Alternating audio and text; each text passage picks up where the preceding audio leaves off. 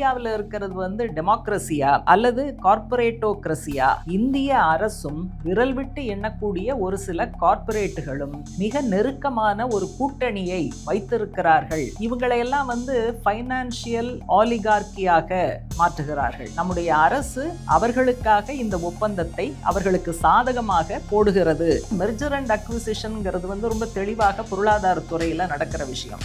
ஆனா இப்ப அந்த கான்செப்ட் வந்து அரசியல் துறையில பிஜேபியினால கையாளப்படுகிறது.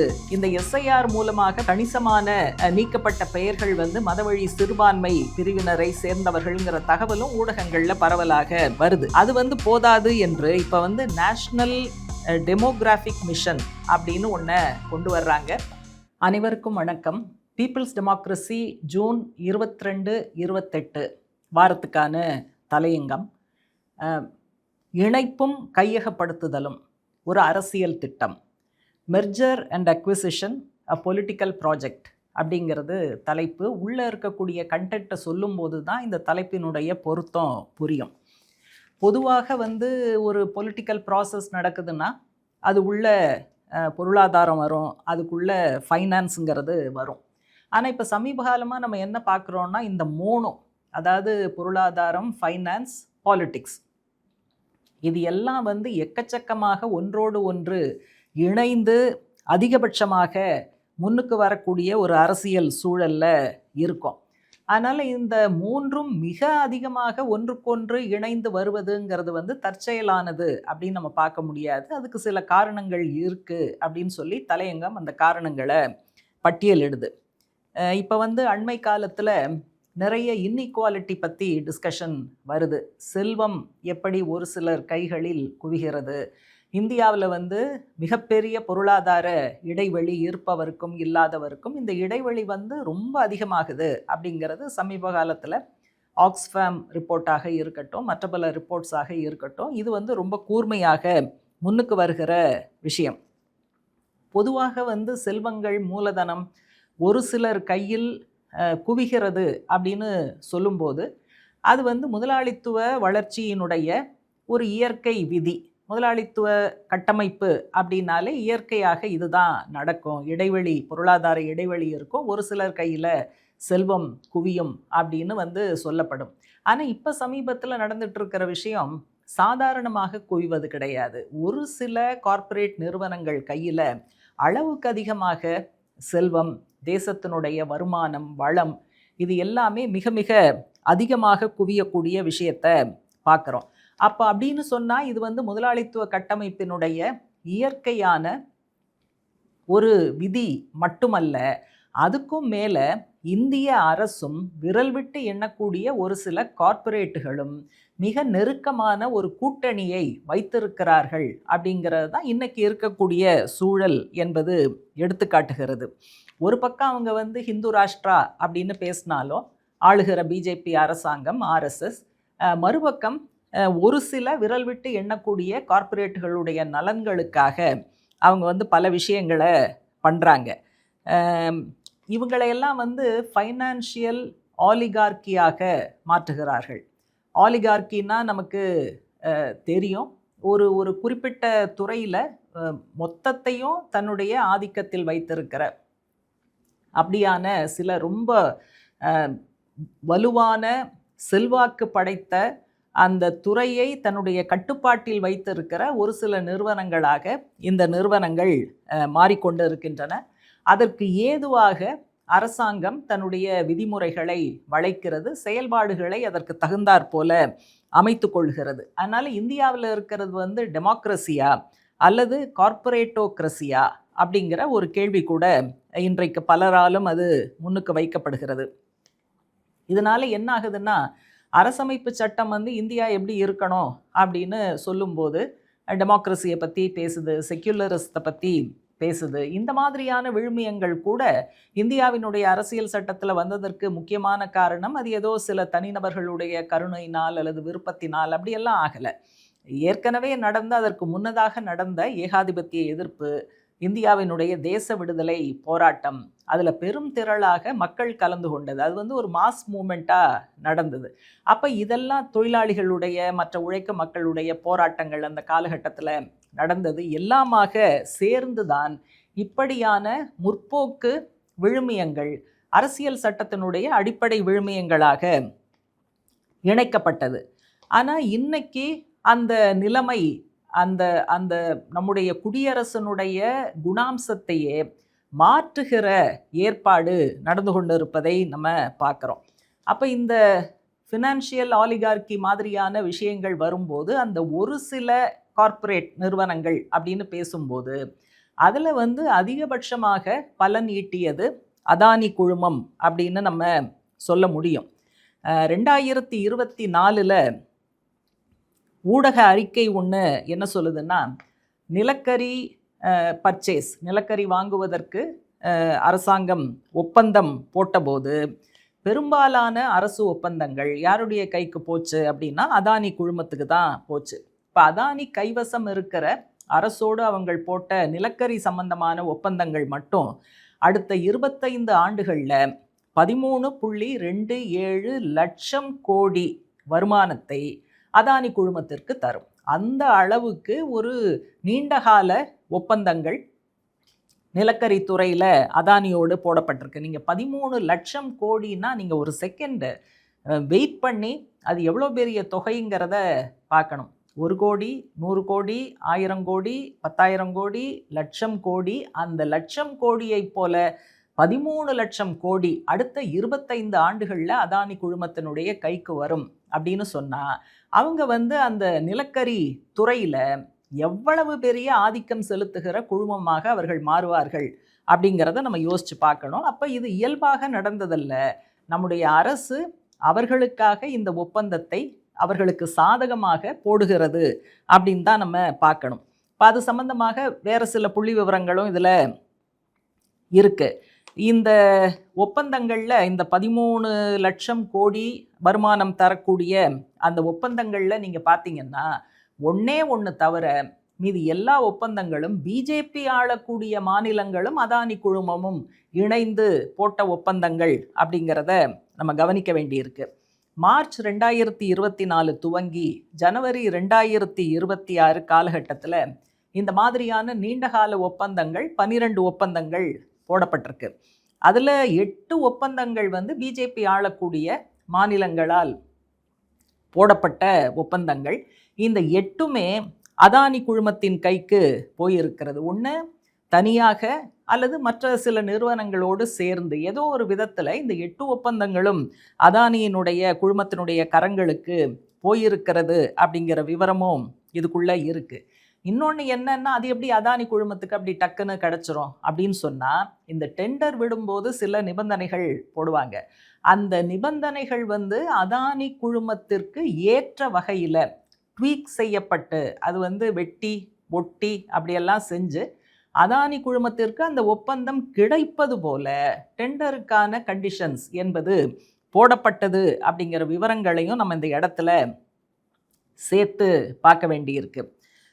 அடுத்த பிரச்சனைன்னு பார்க்கும்போது அதானி குழுமத்தை பற்றி பேசும்போது அடுத்த பிரச்சனை தேசத்தை பாதிக்கக்கூடிய பிரச்சனைன்னு சொல்லும்போது உணவு தானியங்களை ஸ்டோரேஜ் பண்ணக்கூடிய ஸ்பேஸில் கிட்டத்தட்ட 60% வந்து அதானி குழுமத்தால் தான் நிர்வாகம் செய்யப்படுகிறது. அப்போது ஏற்கனவே நிலக்கரி துறை பார்த்தோம், அடுத்தது உணவு தானிய ஸ்டோரேஜ் ஸ்பேஸ் அது சம்மந்தமான விஷயத்தை பார்த்தோம். இதுக்கு முன்னாலேயே வந்து துறைமுகம், ஏர்போர்ட் இந்த மாதிரியான விஷயங்களில் கூடுதலாக அது வந்து அதானி குழுமத்தினுடைய கட்டுப்பாட்டில் போய்கொண்டு இருக்கிறது அப்படிங்கிற விவரங்களும் நம்முடைய கைவசம் இருக்குது. அதனால் அதானி குழுமத்துக்கு ஒரு சிறப்பு கவனம் செலுத்தப்பட்டு ஒரு பெருமளவு அவர்கள் வளர்ச்சி அடைகிறார்கள். அதுக்கு மோடி அரசாங்கத்தினுடைய கொள்கைகள், விதிகள், நடவடிக்கைகள் சாதகமாக இருக்கிறது அப்படிங்கிற இந்த இணைப்பை, இந்த லிங்கை வந்து நம்ம மிஸ் பண்ணக்கூடாது. பீப்புள்ஸ் டெமோக்ரஸியினுடைய கடந்த கால இதழ்களில் பல கட்டுரைகள் நம்ம எழுதியிருக்கோம். என்ன எழுதியிருக்கோம்? அதானி குழுமத்தினுடைய வளர்ச்சியும் அதே போல் மோடியினுடைய பிஜேபியினுடைய அரசியல் வளர்ச்சியும் இணையாக நடந்திருக்கிறது. இது ரெண்டுத்துக்குமே, மோடி வளர்ச்சி பிஜேபி வளர்ச்சிக்கும் சரி, அதானி குழும வளர்ச்சிக்கும் சரி, ஒரு துவக்க புள்ளியாக இருந்தது வைப்ரண்ட் குஜராத் சம்மிட். அதுதான் இரண்டுக்குமே துவக்க புள்ளியாக இருந்தது அப்படிங்கிறத பிடியில் பல முறை நம்ம கட்டுரைகள் மூலமாக வெளிப்படுத்தி இருக்கோம். இப்போ இதுக்கு அடுத்தது நீங்கள் பார்த்தீங்கன்னா இதெல்லாம் போதாது. அப்போ கார்ப்பரேட்டுகளுக்கு தொண்டு செய்ய வேண்டும், அல்லது குவிட் ப்ரோக்கோ, அரசாங்கம் ஒன்று பண்ணோம், அதுக்கு கைமாறாக அவங்க கார்ப்பரேட்டுகள் மோடி அரசாங்கத்துக்கு பண்ணுவாங்க அப்படிங்கிற இந்த மாதிரியான விஷயங்கள் நடக்கணும்னு சொன்னாலே மோடி அரசாங்கம் நினைக்கிற அளவுக்கு விதிமுறைகள் இருக்கணும். இப்போ இதில் மிகப்பெரிய வில்லனாக இருப்பது இந்தியாவினுடைய அரசியல் சட்டம் தான். இவங்க என்னெல்லாம் நினைக்கிறாங்களோ, அது ஹிந்து ராஷ்டிராவாக இருக்கட்டும், அல்லது விரல் விட்டு எண்ணக்கூடிய கார்ப்பரேட்டுகள் நலன்களுக்காக பல விஷயங்கள் செய்யணும் அப்படின்னு அவங்க நினைப்பதாக இருக்கட்டும், எல்லாத்துக்கும் தடை எதில் இருக்குன்னா அரசியல் சட்டத்தில் இருக்குது. இப்போ இந்த அரசியல் சட்டம் திருத்தப்படணும் அப்படின்னு சொன்னால் 3/2 பங்கு பெரும்பான்மை வேணும். அதான் கடந்த தலையங்கங்களில் பார்த்தோம். அது எஸ்ஐஆராக இருக்கலாம், அல்லது டீலிமிட்டேஷனாக இருக்கலாம். இது எல்லாமே அந்த 2/3 மெஜாரிட்டி எப்படியாவது பெற வேண்டும் அப்படிங்கிற பாதையில் இருக்கக்கூடிய மைல்கற்களாகத்தான் நம்ம பார்க்கணும். இப்போ லேட்டஸ்ட்டாக அவங்க என்ன தொடங்கியிருக்காங்க, ஆப்ரேஷன் லோட்டஸ் அப்படிங்கிற பேரில் இந்த மெர்ஜர் அண்ட் அக்விசிஷன் அப்படிங்கிறது பொருளாதாரத்துறையில் தான் நம்ம கேட்டிருக்கோம். கம்பெனிகள் ஒன்றாக இணைவது மெர்ஜர், அல்லது ஒரு கம்பெனி இன்னொரு கம்பெனியை கையகப்படுத்துவது அக்விசிஷன். அதனால் மெர்ஜர் அண்ட் அக்விசிஷனுங்கிறது ரொம்ப தெளிவாக பொருளாதாரத்துறையில் நடக்கிற விஷயம். ஆனால் இப்போ அந்த கான்செப்ட் அரசியல் துறையில் பிஜேபியினால் கையாளப்படுகிறது அப்படிங்கிறத நம்ம கவனிக்கணும். ஏன் இந்த கட்டாயம் அரசியல் துறையில் மெர்ஜர் அண்ட் அக்விசிஷன் என்பதை ஏன் அவர்கள் கடைபிடிக்க வேண்டி இருக்கிறது அப்படின்னா, 2024 நாடாளுமன்ற தேர்தலின் போது 400 அதுக்கு மேலே தான் வாங்குவோன்னு சொன்னாங்க.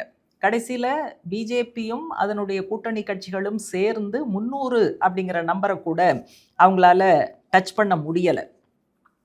அதனால் என்னன்னா, இந்த அரசியல் துறையில் மோடியினுடைய வளர்ச்சி, பிஜேபியினுடைய ஆதிக்கம், இதை நிரந்தரமாக தக்க வைத்து கொள்ள வேண்டும் அப்படின்னு சொன்னால் அரசியல் துறையில் இந்த மெர்ஜர் அண்ட் அக்விசிஷனை இவங்க பண்ணணும்.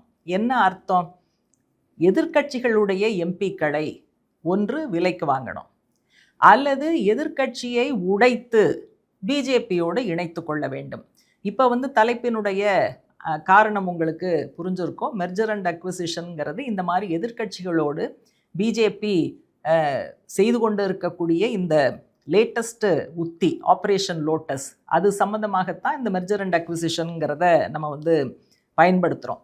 அதனால் ஒரு பக்கம் கார்ப்பரேட் துறையில் அதானி குழுமம் மிக வேகமாக வளர்ச்சி அடைவதும், அரசியல் துறையில் மோடி பிஜேபி மிக வேகமாக வளர்ச்சி அடைவதும் இணையாக நடந்து கொண்டு இருக்கக்கூடிய நிகழ்ச்சி போக்குகள் அப்படிங்கிறத கண்டிப்பாக பார்க்கணும்.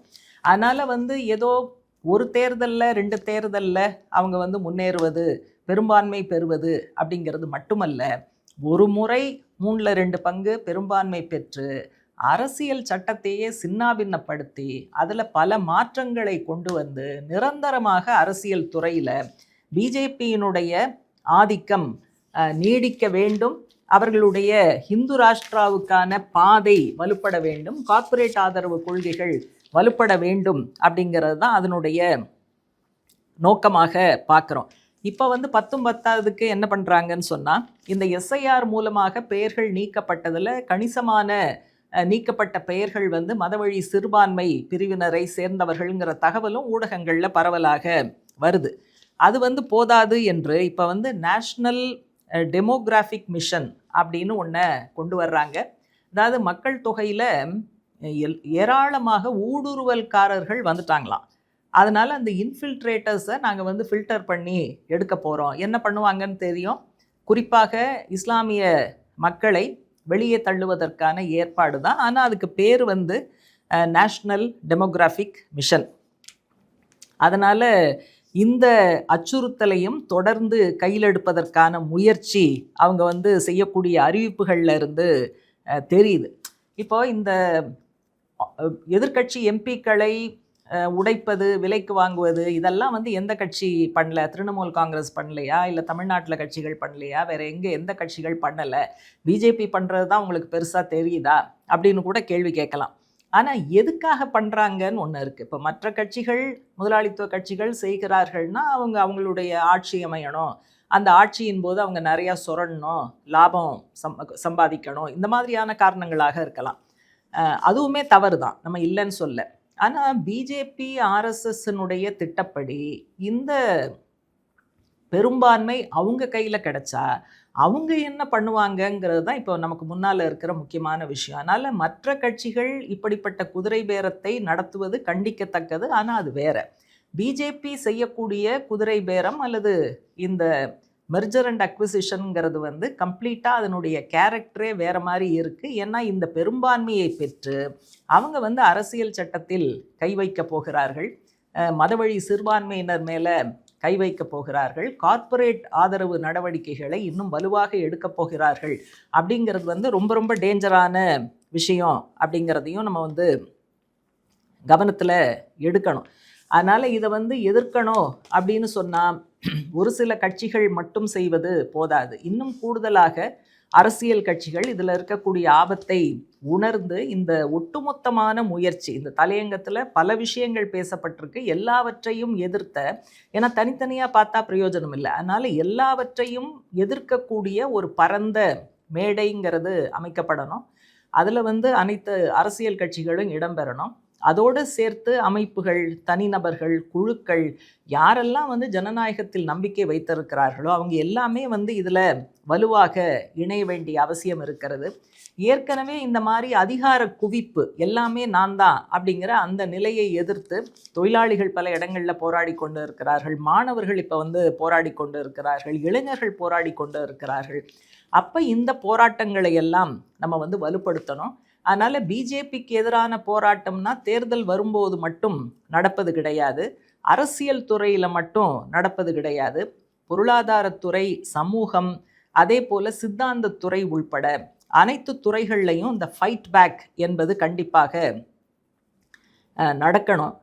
பொதுவாக வரலாறு நெடுகிலும் வந்த எந்த ஆட்சியாளரும் ஒட்டுமொத்த மக்கள் ஒன்றாக சேர்ந்து நிற்கும்போது அவர்களுடைய வலிமைக்கு முன்னால் எந்த ஆட்சியாளரும் நிலைத்து நின்றது கிடையாது. அதனால் நம்ம வந்து நம்பிக்கை இழக்க வேண்டிய அவசியம் இல்லை. மக்களை ஒன்று கூட்டுவது அப்படிங்கிறது தான், ஒன்று கூட்டி எழுச்சி பெற வைப்பதுங்கிறது தான் நமக்கு முன்னால் இருக்கிற முக்கியமான கடமை என்று இந்த தலையங்கம் சாராம்சமாக முன்வைக்கிறது.